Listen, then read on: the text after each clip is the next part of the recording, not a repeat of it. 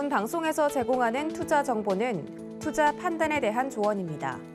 방송에서 제공하는 주식의 가치, 가격 상승 및 가격 하락에 대해서는 방송사에서 보장하지 않습니다.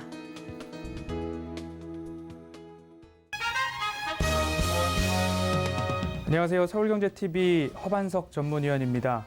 서울경제TV 주유소 방송에서는 산업부장을 담당하고 있고요. 그리고 주유소 시즌1에서는 복구왕으로도 불러주시기도 했습니다. 오늘 12월 31일 연말을 맞아서 허반석의 작전 리포트 시간의 특집 프로그램을 좀 진행해 보도록 하겠습니다. 그간 작전 리포트를 통해서 이런 내용들 저런 내용들 좀 말씀을 좀 드려왔습니다. 업황을 말씀드리고 섹터를 말씀드리고 산업을 말씀드리고 그 안에서 매출액과 영업이익이 증가하는 기업 그리고 차트상 저위험 구간에 대해서도 좀 말씀을 드리면서 시청자분들과 함께 그래도 계좌 수익을 올릴 수 있는 기업들을 찾으려고 다분히 노력을 좀 했었습니다. 이제 그간 21년도 어떤 종목과 리포트들을 살펴보면서 우리가 수익을 올렸는지 그런 부분들 한번 말씀을 드리고 21년을 복귀하고 그리고 22년도를 어떻게 하면 더 큰 수익으로 나의 계좌와 자산을 불려나갈 수 있을지 그 부분 한번 살펴보고자 합니다. 오늘 IR 분석의 신 서울경제TV 산업부장 허반석의 작전 리포트 여러 가지 이야기들이 있는데요. 방송 말미에 22년도에는 이 섹터, 이 산업 꼭 보시고요. 이 기업도 집중해 보셨으면 좋겠습니다. 라는 이야기로 내용 한번 꾸려보도록 하겠습니다.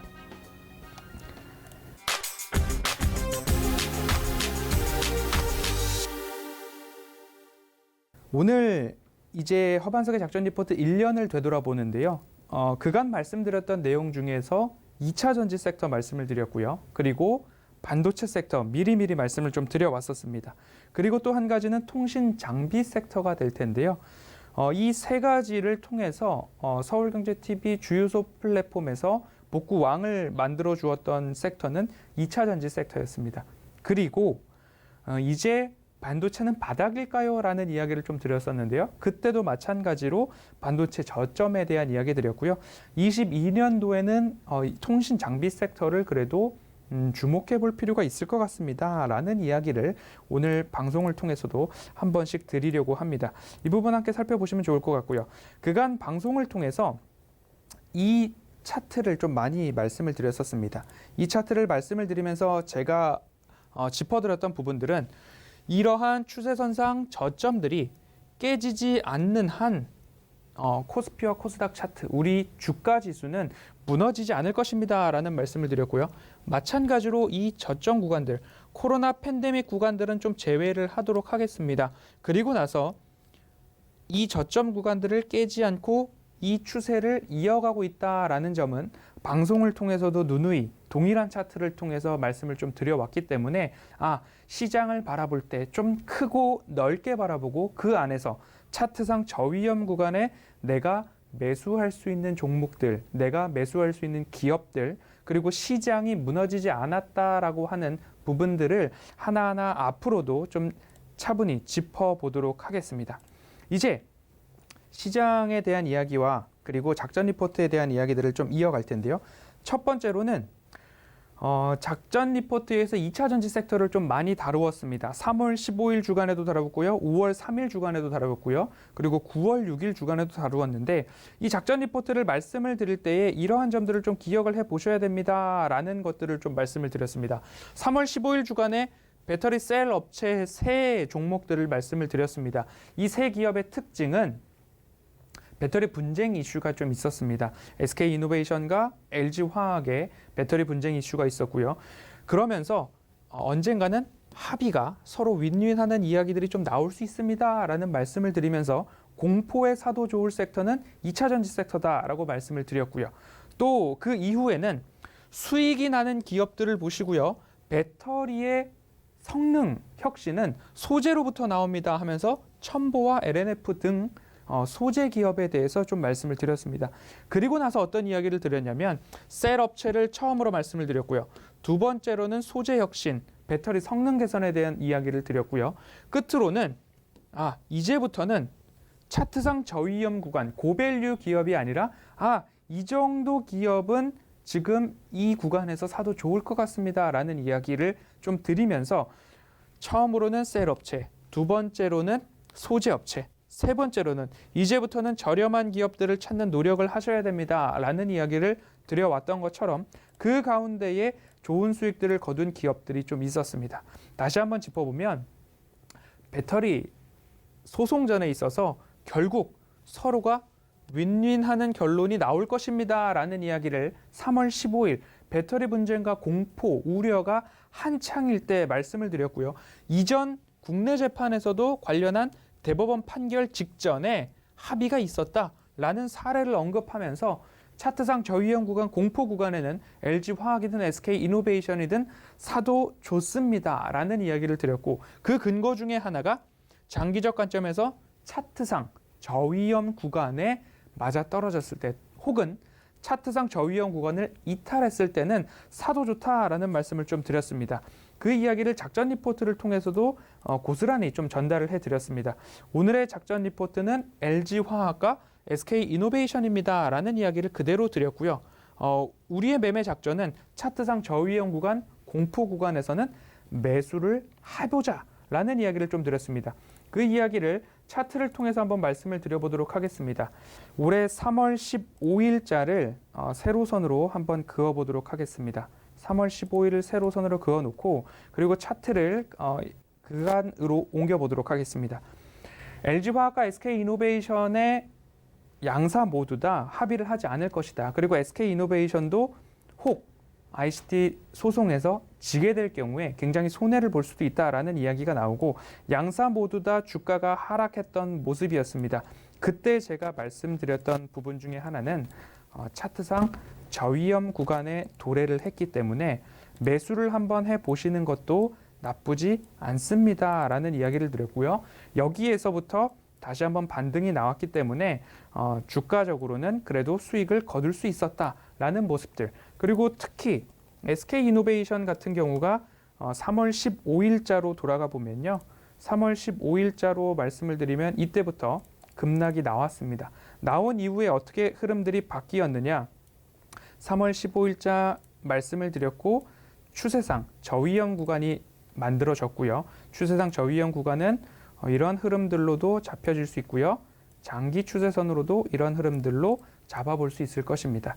그리고 나서 주가 흐름들은 바로 회복을 했던 흐름들이 좀 나오는 모습입니다. 그러면 이러한 모습들 속에서 말씀을 드릴 수 있었던 근거는 결국 국내에서 그간 재판을 통해서 있었던 합의 소식들이 있었고 아직까지 2024년도까지는 배터리가 공급이 수요를 못 따라간다. 그렇기 때문에 2024년, 2025년까지 캐펙스 투자 확대한 부분들을 반영한다 하더라도 결국 공급이 모자라기 때문에 이익이 줄어들지 않을 수 있습니다. 라는 이야기를 좀 드려왔습니다. 그래서 그때 많이들 고생을 하셨지만 그래도 좋은 수익으로 탈출을 하시거나 또는 좋은 수익으로 수익을 거두셨던 분들이 있었다라는 이야기를 좀 드리고 싶습니다.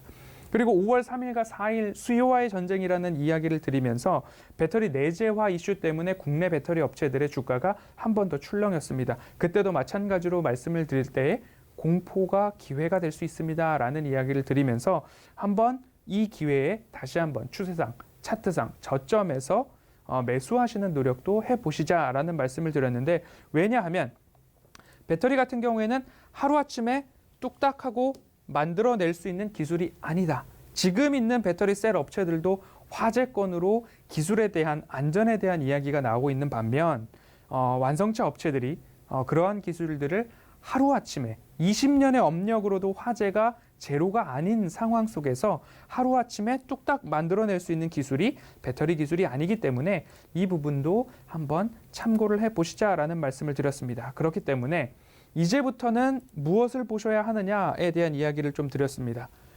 주행거리가 늘어나고 충전 속도가 줄어들고 불이 나지 않고 그리고 추운 날씨에도 성능이 나오고 한번 충전으로 오래 가거나 충방전을 반복해도 배터리의 수명에 문제가 없는 그러한 배터리를 만들기 위해서는 소재 업체들의 기술력을 좀 보아야 된다라는 말씀을 드리면서 양극재, 음극재, 분리막, 첨가제 이런 이야기들을 좀 드렸습니다. 그런 기업들에 대한 부분들을 말씀을 드렸고 결국 모든 이슈들이 일부 해소가 되었습니다.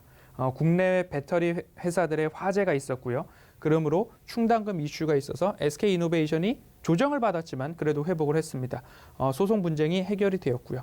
배터리 내재화, 파워데이발 배터리 내재화 이슈 때문에 한 번 더 조정을 받았고요. 그리고 또 화재가 발생을 했지만 그래도 허반석의 모멘텀 투자 레터와 허반석의 작전 리포트를 통해서 같이 이 이슈를 다루셨던 분들은 좋은 수익을 거두실 수 있었다라는 말씀까지 좀 드리면서 현재 2차 전지 섹터에 있어서는 물적 분할 이슈 때문에 조금 어려운 상황들이 이어지고 있습니다. 예를 들자면 자회사의 IPO를 통해서 팥빵 안에 팥이 없는 앙꼬가 없다 이런 얘기도 좀 나오고 있는데 물적 분할 이슈 때문에 주가가 어려운 상황에 처해 있는 기업 중에 하나가 LG화학이 될 텐데 LG화학에 대해서는 ETF에 대한 이야기를 드리지 않을 수가 없을 것 같습니다. ETF 자금들이 결국 배터리 회사에 투자를 한 자금들인데 배터리 부분을 물적 분할을 통해서 상장을 시켜버리면 ETF 자금들은 매도를 할 수밖에 없겠죠. 그러면 LG화학이나 SK온, SK이노베이션에 대해서는 매도가 일어나고 LG에너지솔루션과 SK온에 대해서는 매수가 일어나기 때문에 앞으로 주가 하락이 어디까지 나오게 될지 조금 바닥을 잘 찾아야 되는 구간입니다. 그래서 너무 성급하게 접근하기에는 조금 어려울 수 있다. 하지만 삼성 SDI 같은 경우에는 그래도 이미 모든 물적 분할이나 자회사에 대한 물적 분할 이슈가 없는 기업이고 흑자를 기록하고 있는 기업이기 때문에 배터리 3사 중에서는 삼성 SDI를 그간 줄곧 말씀을 드린 이유가 이러한 부분에 좀 있었다라는 이야기를 좀 드리고 싶습니다. 2차 전지 섹터에 대한 이제 소결을 좀 내보도록 하겠습니다. 이러한 IPO 때문에 주가의 바닥이 어디인지 아직까지는 명확히 알 수 없는 부분입니다. 보유자분들께서는 조금 속상하신 일들이 국내 증시에서 일어나고 있고 IPO에 대해서 현재 LG화학이나 SK이노베이션을 보유하고 계신 분들께서는 거기에 대한 수혜, 주주 가치가 훼손되는 것은 당연한 일인 것 같습니다. 그래서 너무 성급하게 들어가기보다는 확실하게 대형 IPO 이슈가 지난 이후에 천천히 2차 전지 섹터를 좀 바라보셔야 된다라는 말씀을 드리면서 2차 전지 섹터에 대해서는 이 정도로 좀 말씀을 드리고 싶습니다. 이 추세 하단부에서 접근을 하자라는 말씀을 누누이 드리고 있습니다. LG화학의 차트인데요. 이 구간을 강조드리고 싶고요. 다시 한번 저점 테스트를 했던 모습입니다. 제가 강조드렸던 이 구간이 바로 LG화학이 물적 분할 이슈에 대한 이야기를 했던 그런 날입니다. 이 구간의 라인을 확대해 보면 바로 저점 라인을 통과하고 있고요. 그리고 재차 라인을 조금 일부 이탈했을 때에 매수 타이밍이 될 수 있지 않았을까. 제가 기억하기로는 매수 가능한 권역이 61만 원 언저리가 되었었습니다. 그때에 매수를 하셨던 분들이라면 LG화학 100만 원 넘어갑니다 라고 방송에서 누누이 외쳤습니다. 그런 혜택 또는 수익을 누리셨을 거다라는 말씀을 드리고 싶고요. SK이노베이션 같은 경우에도 마찬가지로 추세를 한번 그어보도록 하겠습니다. 일부 평탄한 추세가 나왔고요. 최근 2차 전지 시장의 강한 상승으로 인해서 급격한 각도를 보여준 상승률이었습니다. 이러한 부분에서도 마찬가지로 추세 하단부를 체크를 했을 때에 꾸준히 이 추세 하단부를 이어갔고요. 새로운 추세를 만들 때 추세 저점이 나왔을 때가 있었고요. 최근 새로운 추세 바닥까지도 나왔고 오히려 어제 같은 경우에는 7%의 강한 하락, 깊은 조정이 나왔습니다. 추세를 이탈했다라고도 보여지고요. 새로운 추세를 만들어갈 수도 있다라는 부분인데요. 장기적 관점으로 대응을 하신다라고 한다면 결코 이 자리가 어려운 자리는 아니다라고 강조를 드리고 싶고요. 깊은 조정이 왔을 때에는 담기에 굉장히 유리하다. 그리고 매력적이다. 다만 장기적 관점에서 바라보는 대응이 필요하다라고 오늘 리포트 두 가지 모두 다 정리해 보도록 하겠습니다.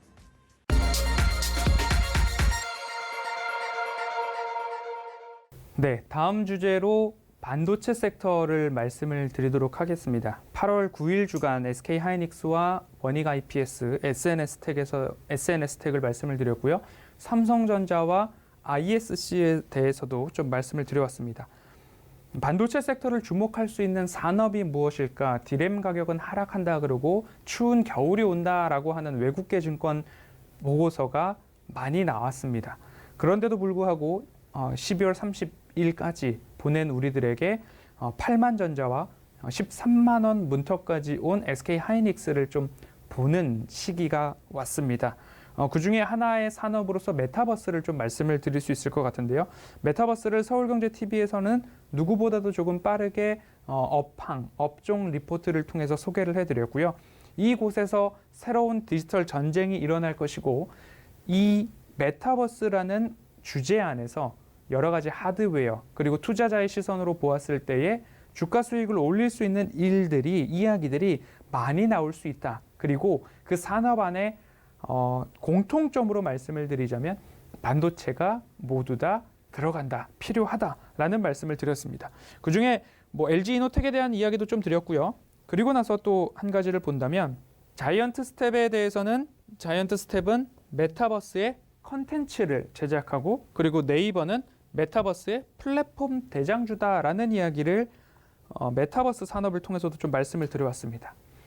그 메타버스의 공통점으로 제가 말씀을 드렸던 게 CPU 반도체와 관련된 그리고 통신 인프라와 관련된 부분은 뿌리, 그리고 여러 가지 VR, XR 기기와 관련된 부분들은 줄기, 그리고 게임이나 컨텐츠와 관련된 부분들은 열매라는 이야기를 드리면서 여러 가지 산업이 그 안에 녹아들어 있고 그 안에서도 공통점을 찾아보면 22년도를 준비하는데 좋은 먹거리들이 보일 것입니다 라는 이야기를 12월 내내 방송을 통해서 많은 설명을 좀 드렸었죠. 반도체 섹터의 최근 흐름들을 말씀을 드려보면 코스피에서 매도가 나오기 시작을 했습니다. 그럴 때 결국 개인들의 매도가 나오니까 주가가 오른다라는 이야기도 좀 방송을 통해서도 좀 말씀을 드렸죠. 반도체 업황의 반등에 대한 이야기를 드릴 때에 디램 가격 하락에 대한 말씀을 드렸고요. 주가는 디램 가격에 선행하는데 적어도 6개월여 정도 선행을 한다라는 말씀을 좀 드렸었습니다. 그래서 내년도 상반기, 내년도 2분기 말 정도 되면 디램 가격 하락이 마무리될 것이다 라는 이야기를 11월, 10월, 11월부터 좀 말씀을 드려왔습니다. 그리고 나서 결국 반등에 대한 이야기들이 좀 나왔는데요. 반도체 섹터가 들어가는 부분, 반도체가 필요한 부분 여러 가지가 있을 수 있죠. 휴대폰에도 들어가고요. 그리고 서버에도 들어가고요.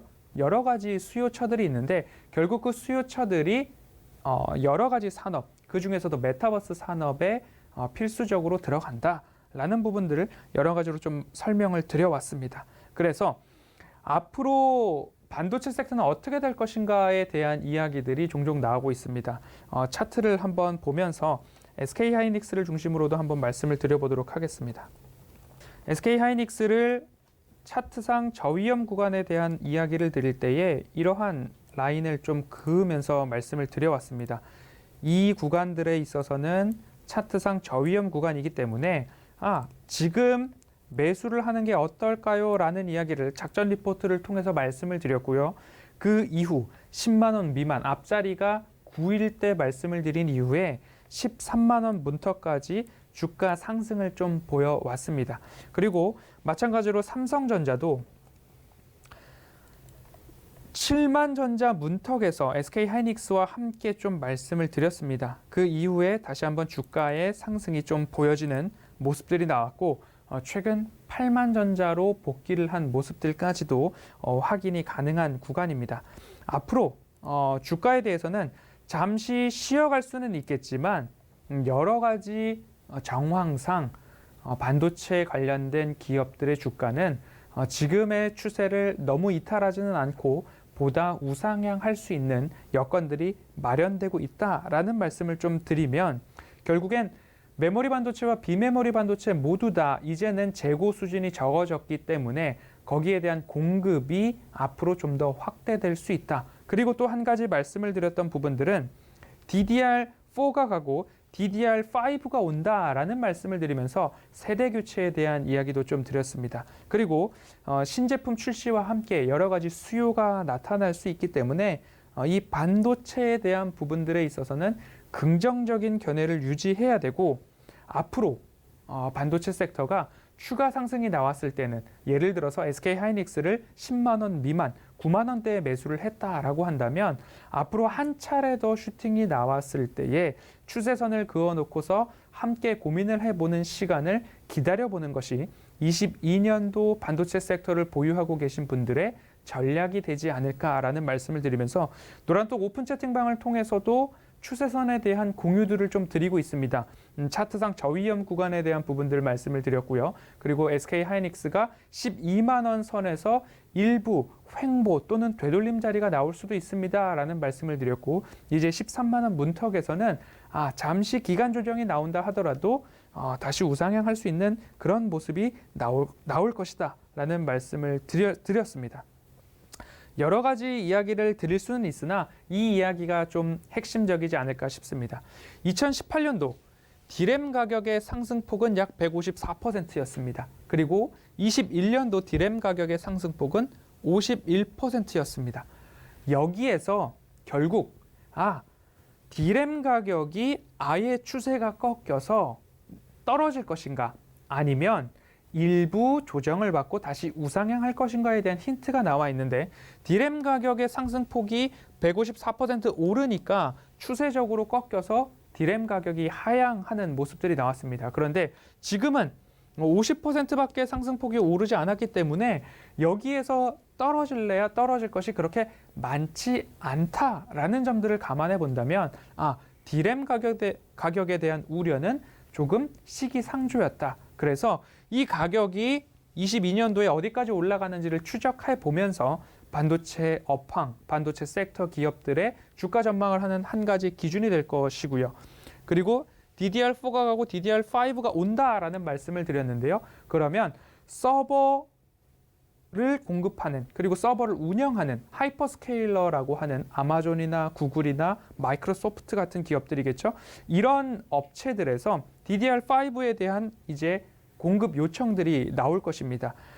그러면 DDR5를 제조하는 기업 입장에서는 아무도 갖고 있지 않은 DDR5이기 때문에 이제 DDR5에 대한 가격 전략까지도 조금 우위에 올라설 수 있는 날이 온다. 그렇게 된다면 앞으로 DDR5 수요가 2년 내지 3년 이어질 수 있기 때문에 그 기간 동안 반도체의 새로운 사이클이 나올 수도 있다라는 점 참고를 해보시면 좋을 것 같습니다.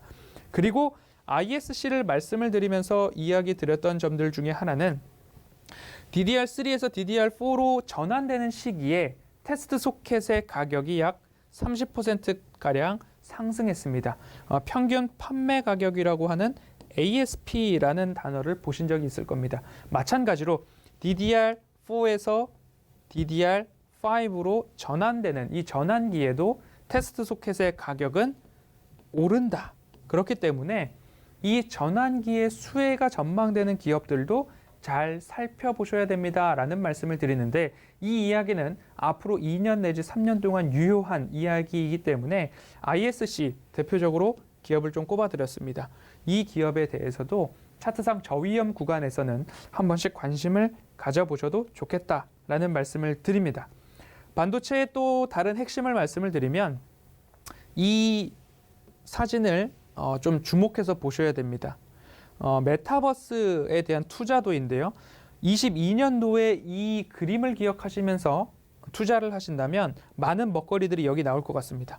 메타버스라는 한 가지의 나무가 어떻게 구성되어 있냐면, 반도체와 메모리 반도체, 5G 인프라가 근간, 뿌리로 잡혀 있고요.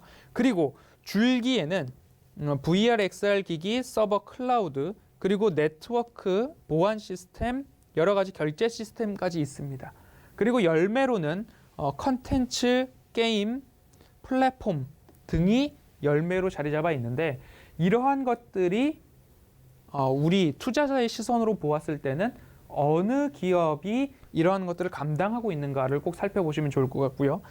또 하나의 공통점은 메타버스와 자율주행 로봇, 이 세 산업, 세 기술의 공통점은 반도체다라는 부분들을 좀 감안을 해보시면 좋을 것 같습니다. 이 메타버스 투자도에서 공통점으로 나오는 부분들 여러 가지가 될 수 있기 때문에 꼭 기억을 해보시면 좋을 것 같고요.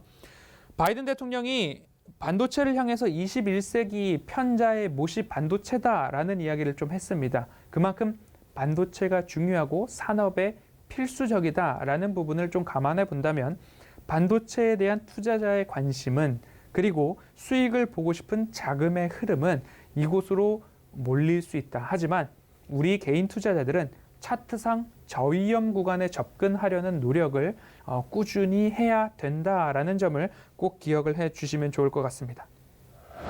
지금은 그러면 어떻게 대응을 해야 할까라는 말씀을 좀 드려보면 이 추세선을 그대로 이렇게 연결을 했을 때 이 추세선이 올가에 대한 부분에 있어서는 고개를 갸우뚱하게 됩니다. 왜냐하면 매출액과 영업이익이 증가하고 있는 기업인데 이 추세의 대바닥까지 다시 내려올 것인가에 대한 부분은 저는 조금 어려울 수도 있겠다라는 말씀을 드릴 수 있을 것 같고요.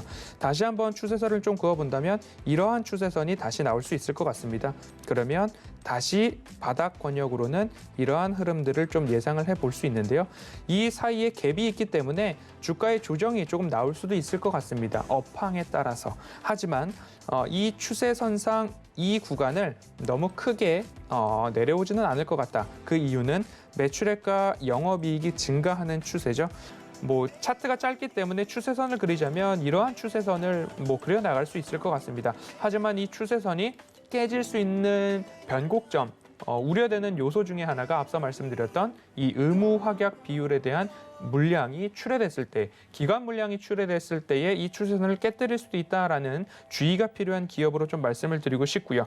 공모가는 11,000원이었습니다. 등락을 거듭하면서 59,900원까지도 고점을 형성했던 기업인데요.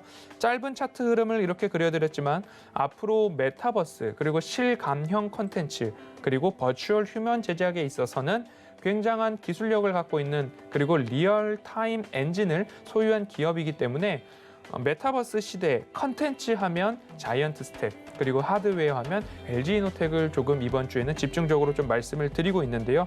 그렇기 때문에 짧게 보실 분들은 이 추세선을 보고 대응을 하시면 좋겠지만 그래도 메타버스가 앞으로 대세로 작용할 수 있다라는 그런 기대감을 갖고 계신다면 6개월 뒤부터 나오는 기간의 의무 확약 물량이 출회된 이후에 저점에서 다시 잡아서 조금 중장기적인 전략으로 기업을 바라보셔도 좋겠다라는 말씀을 드리고 싶습니다.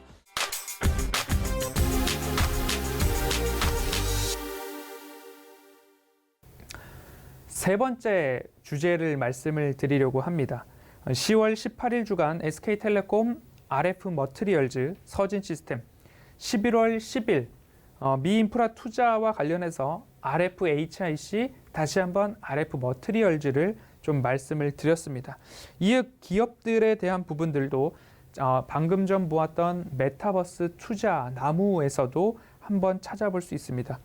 메타버스와 자율주행과 로봇들, 이 세 기업, 세 주제, 세 기술들의 첫 번째 공통 분모는 반도체였습니다. 그리고 두 번째 공통 분모가 통신이 될 것입니다. 그리고 클라우드 서버, 그리고 컴퓨팅 기술, 예를 들면 엣지 컴퓨터라고 한다면 송수신을 빨리 해주는 중간자 역할을 하는 컴퓨터 기술까지도 좀 볼 수 있을 것 같은데요.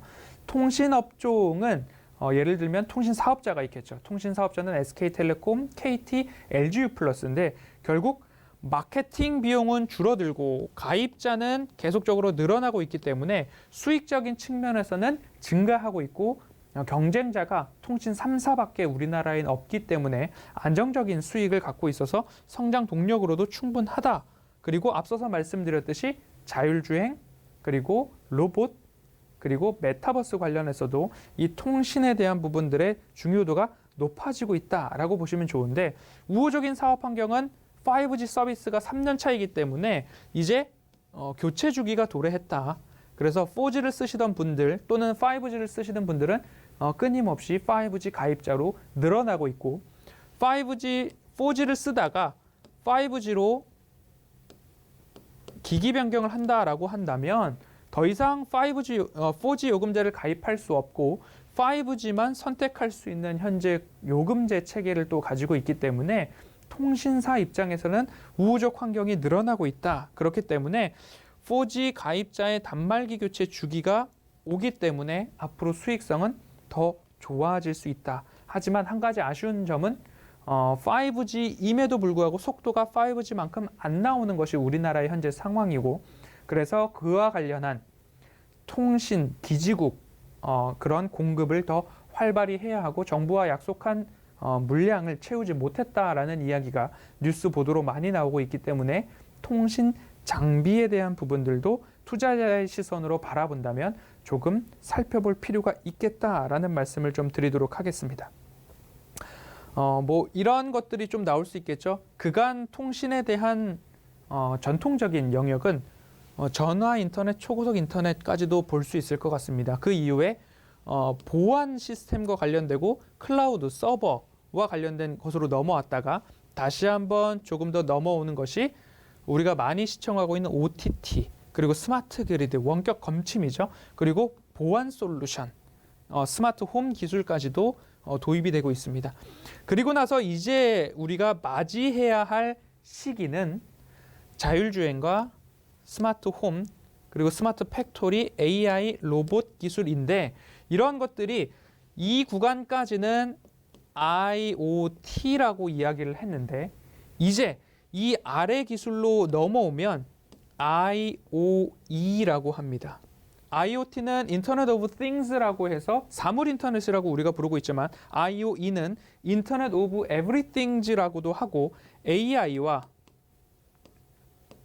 IoT가 결합된 모습으로서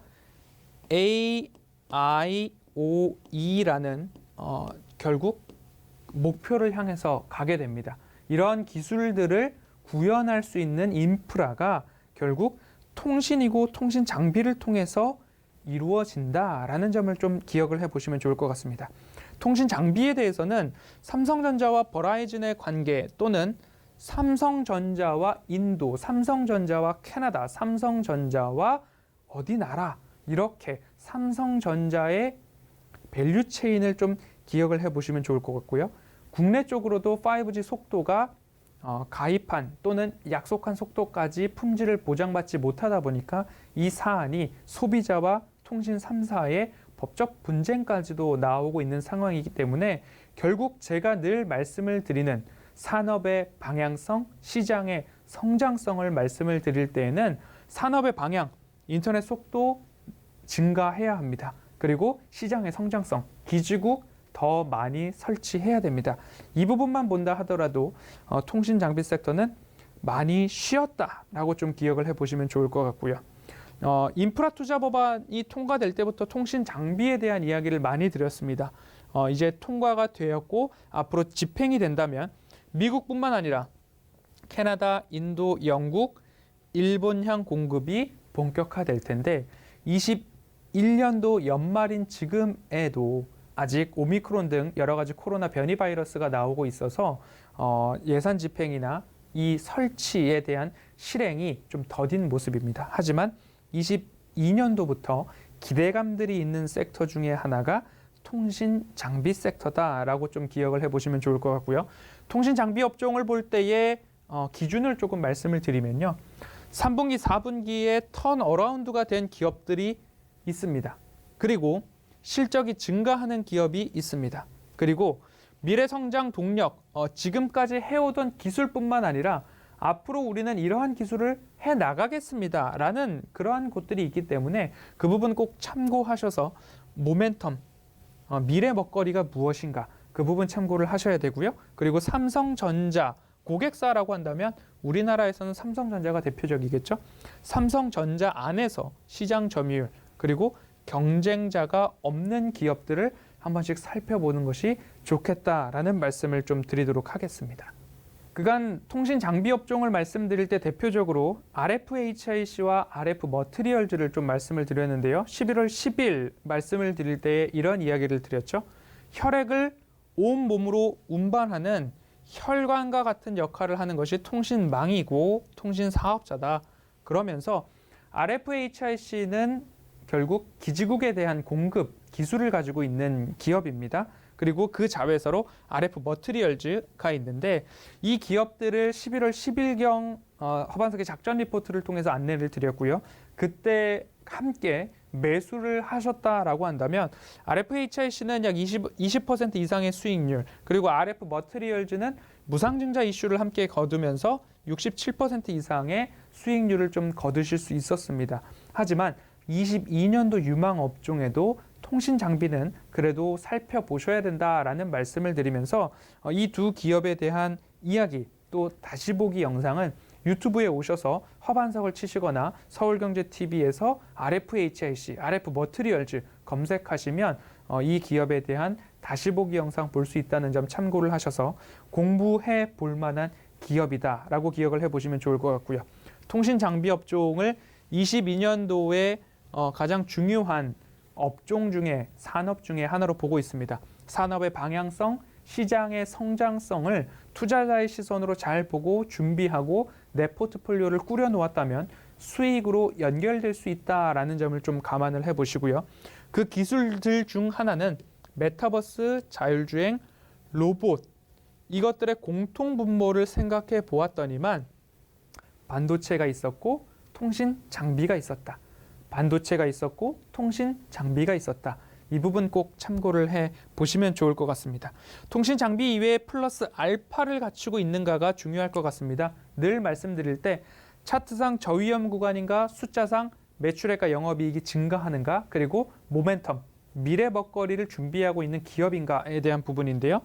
RFHIC, RF 머티리얼즈, 기가레인, 에이스테크, HFR 이렇게 좀 보시면 이 기업들 중 기준을 충족한 기업은 무엇인가에 대한 부분 꼭 살펴보시면 좋겠습니다. 통신 장비 섹터에서 말씀을 드렸던 대표적인 기업 세 가지를 한번 살펴보도록 하겠습니다. 먼저는 SK텔레콤입니다. 10월 18일 구간에 SK텔레콤을 작전 리포트에서 살펴보았습니다. 그때 어떤 말씀을 드렸느냐면 SK텔레콤이 분할을 한다면 분할 전 시총이 분할 후 합산 시총보다 적을 것입니다. 다시 말씀드려서 분할 후 SK텔레콤과 SK스퀘어의 합산 시총이 SK텔레콤 혼자 있을 때의 시총보다 높을 것입니다. 그러면 주가 우상향이 전망됩니다. 라는 이야기를 좀 드렸는데요. 10월 18일자를 세로선을 한번 그어보도록 하겠습니다. 이 구간이고요. 이 구간에서 말씀을 드릴 때에 합산 후 시총이 더 높을 것이기 때문에 한번 보유자분들은 기다려 보셔도 좋고, 그리고 아직 보유하지 않으신 분들은 그간 박스권 하단 구간에 있기 때문에 한 번쯤은 고려해 보셔도 좋을 것 같습니다. 라는 말씀을 드렸고, 오랜 기간 동안 약 1개월여 정도 거래 정지를 마치고 나서 다시 한번 상승했던 모습들이 좀 나옵니다. 이런 흐름들을 보았을 때 분할 전보다 분할 후 시총이 더 높아졌음을 확인할 수 있었습니다. 그리고 나서 제가 통신 장비 기업들 중에서 꼽았던 두 기업이 있는데요. 제가 11월 10일 말씀을 드렸던 RFHIC입니다. 11월 10일 이렇게 놓고 보면요. 차트상 저위험 구간에 대한 말씀을 누누이 드립니다. 그러면 그간 이보다 더 하락했던 적이 몇 번이나 있었을까를 생각하게 되는 그런 차트 흐름입니다. 그 이후에 어떻게 되었는가를 살펴보면 작전 리포트에서 말씀을 드렸던 날이 11월 10일입니다. 그 이후에 하락이 나왔지만 그 이후에 상승이 나왔기 때문에 이 구간까지 현재 상승을 해온 모습입니다. 작전 리포트에서 그리고 또 다루었던 기업들 중에 하나는 RF 머티리얼즈입니다. RF 머티리얼즈도 11월 10 날 말씀을 드렸습니다. 그리고 10월 18일에도 말씀을 드렸기 때문에 10월 18일 한번 세로선을 그어보고요. 그리고 11월 10일 한 번 더 세로선을 그어보도록 하겠습니다. 이 구간에서 말씀을 드리고 마찬가지로 차트상 저위험 구간인가를 본다면 그간 이보다 더 내려왔던 적이 그리 많지 않았다. 그리고 최근의 흐름들을 본다면 이 구간에서 바닥 인식이 좀 되고 있고 횡보를 하는 모습이기 때문에 작전 리포트에서 한 번, 그리고 다시 한번 횡보를 하고 있기 때문에 작전 리포트에서 두 번, 미국의 인프라 투자 법안 통과 이슈가 있었기 때문에 한 번 더 말씀을 드렸습니다. 그리고 나서 주가의 흐름들을 본다면 무상증자 이슈가 나왔습니다. 기업 시총이 워낙 작았기 때문에 이 구간에서 슈팅이 한번 나왔고요. 그리고 나서 작전 리포트를 두 번째로 보셨던 분들도 매수를 하기에는 충분한 기회들이 있었다라는 점들을 감안해 보신다면 길게든 짧게든 작전 리포트를 꾸준히 보시고 제가 늘 반복해서 드리는 이야기가 있습니다. 현재 제가 말씀드린 리포트에 대한 분석들에 고개가 끄덕여지신다면 한번 포트폴리오에 담아보셔도 좋지 않나라는 설명을 드렸던 기업이 SK텔레콤, RFHIC, RF머트리얼즈였습니다. 기술적 분석을 좀 해보도록 하겠습니다. 추세선을 긋는다면 이러한 추세선을 그으면서 작전 리포트에서도 좀 말씀을 드려왔습니다. 그래서 이 바닥과 바닥들을 조금 말씀을 드렸는데 이 바닥 구간을 일부 이탈을 했습니다. 이탈했는데 이탈한 기업들이 추세선 위로 올라올 수 있는 가장 큰 원동력 중에 하나는 실적입니다.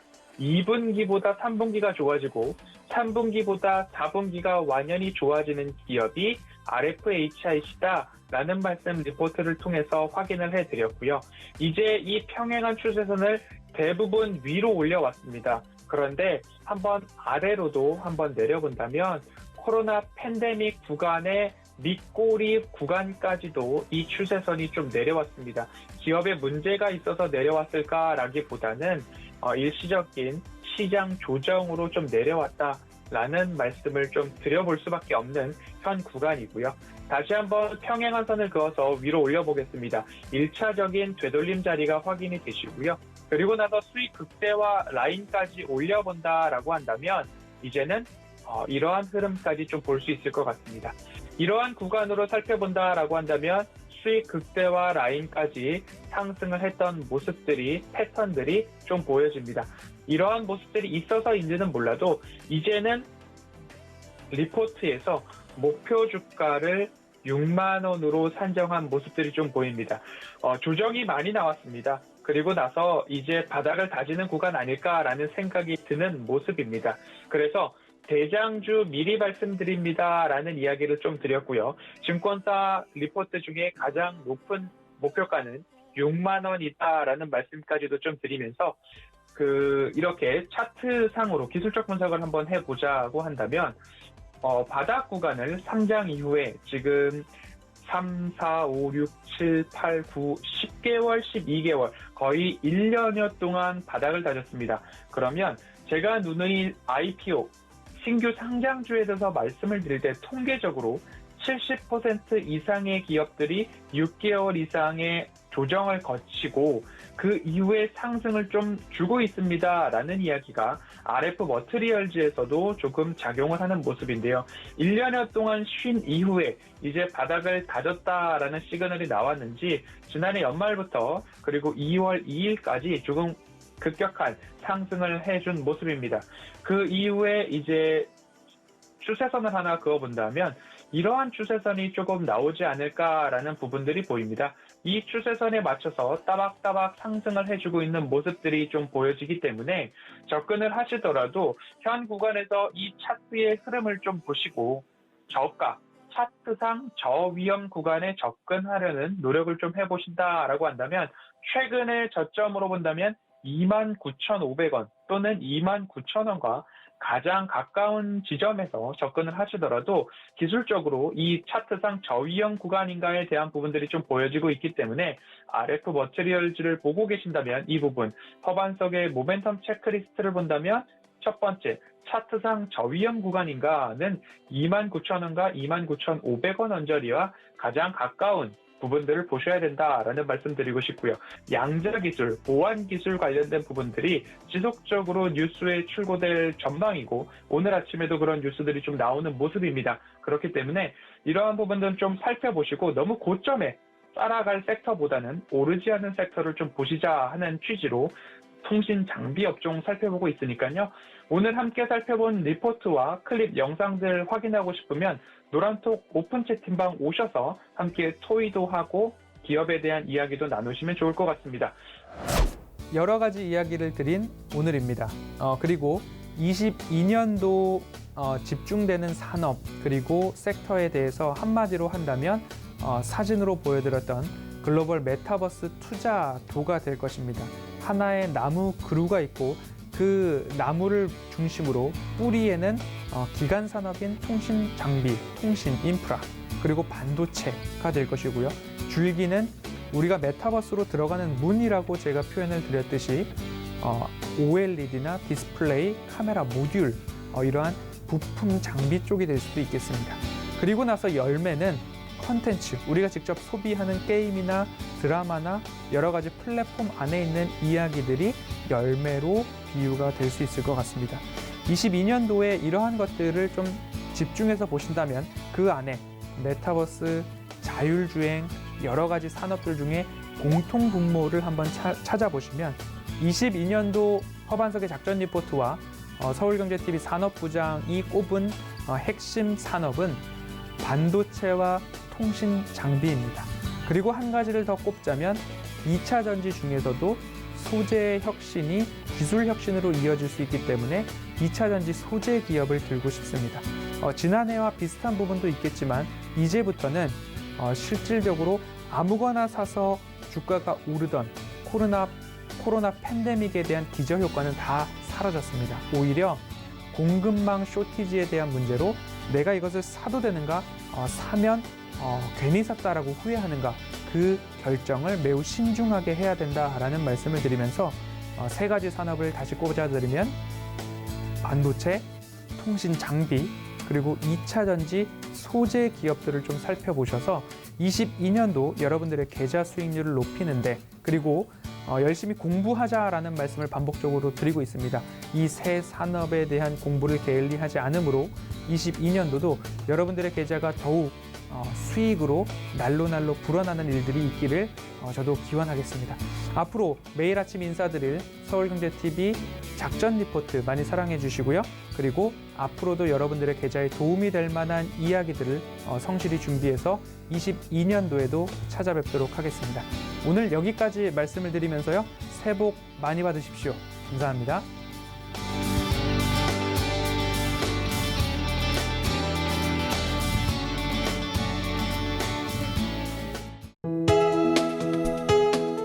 본 방송에서 제공하는 투자 정보는 투자 판단에 대한 조언입니다.